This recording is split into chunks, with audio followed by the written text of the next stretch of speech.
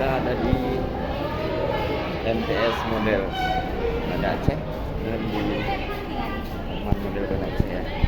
Insya Allah sebentar lagi anak-anak kita akan melaksanakan kompetisi Olimpiade Bahasa Arab untuk tingkat provinsi Aceh ya. Kita doakan semoga mendapatkan hasil yang terbaik.